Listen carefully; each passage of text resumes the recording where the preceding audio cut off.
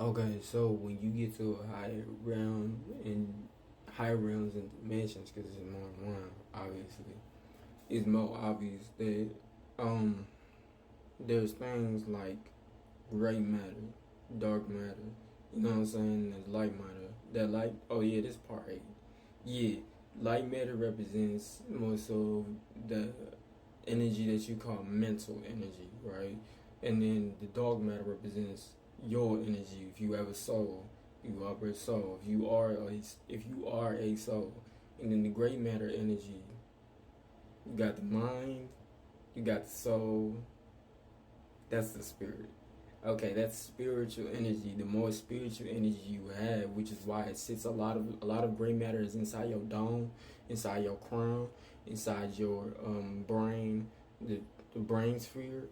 Okay, inside there is the reason why is because your ancestors sit at the seat of the crown. I'm not gonna like put my hands on it, put my avatar hands on it. It's different.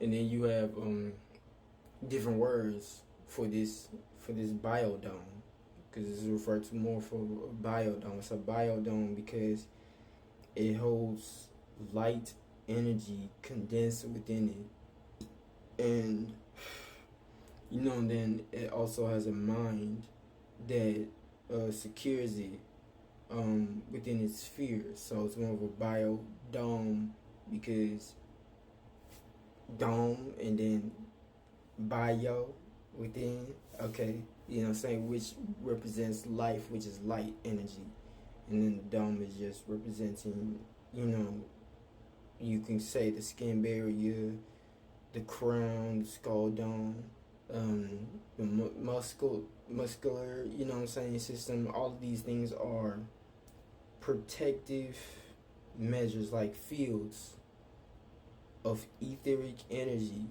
which is the original proper like theology, yeah, proper theology of what you might be misconceived to believe is just energy. It's not energy, it's energy. Energy, to be exact. The emanation of your soul expressing itself through different dimensions. It appears to be manipulating chi, okay, itself, expressing itself in different dimensions. So we'll go from dark matter to gray matter, then to light matter. So the spirit always came before the mind. Your mind is what's is like the key that's unlocking everything, and your spirit is like the wall or the concrete. I'm not gonna say building, but temple, and then it's like your soul is the door. You feel me? That's why it's called the mind's eye, because the mind formulates the eye, and then the eye itself is the spirit. Like the outer part of that spirit and that dot in between that you call your pupils, that's the soul. You hear me? Okay, so that's how that works, and you know this because a lot of trees, when you look very closely at them and you look at their carvings, you can depict, or you can visually see that there's eyes surrounding its outer layer on its bark. Yeah, go out there and look at the tree. So, they're not even trees; they're bushes, because the real trees are the remnants of the real trees. You will see they're now pieces of crystals that you call crystals. The pieces and fragments of it, you call them crystals and shit, because when they had cut down using ancient technology, obviously cut down those trees, they became what you call now mountains.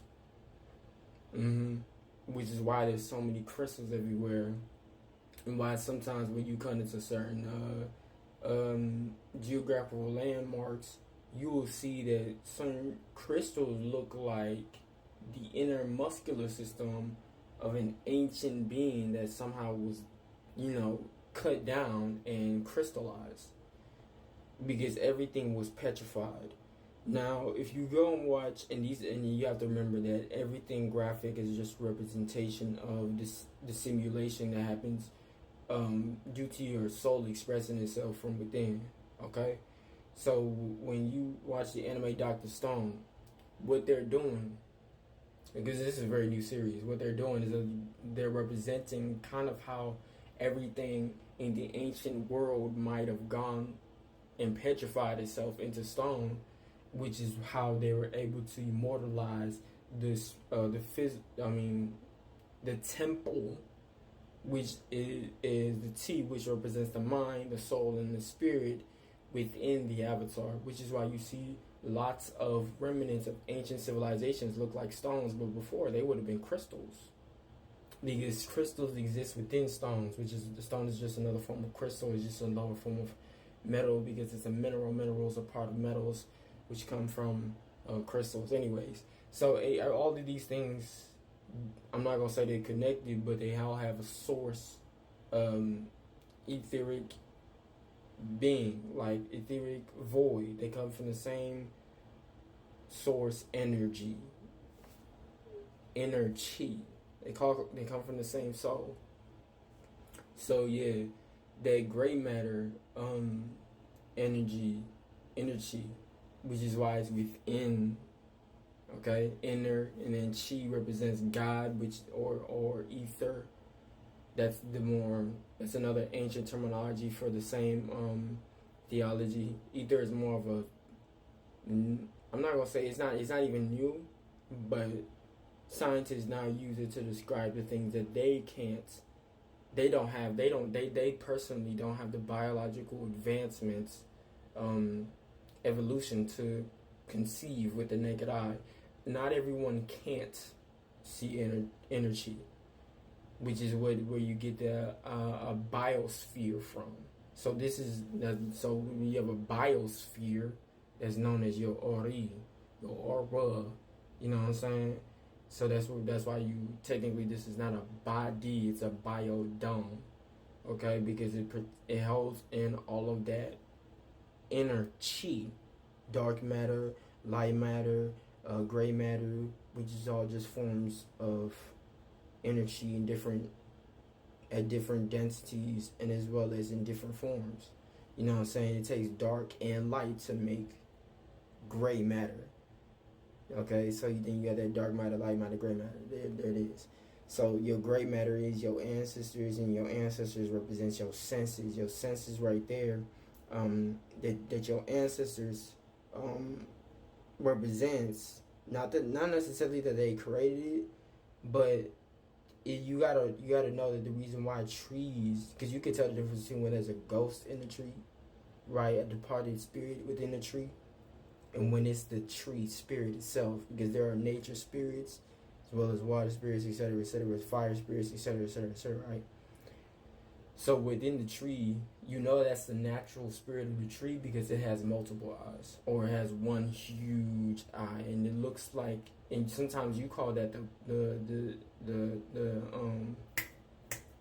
because different animals, you know what I'm saying, go in there and nestle their nuts in there, you know what I'm saying, that they pick up for whatever they got to do, squirrels and chipmunks and stuff like that. They do all that stuff up in there. But when you look closely, it looks like an opening of a portal, a void. And in other spaces, you can see clearly that it looks like a pupil as well. And it's not even just an opening void. And it looks a whole lot like other anatomical, parts. Okay? So you gotta look closely and realize that nature is feminine, which is when you go back to the previous parts. There was a mention of plants speaking, and the voice of the plants is the wind. Okay, you gotta remember that a plant's exhale, and that exhale is hydrogen, carbon and hydrogen.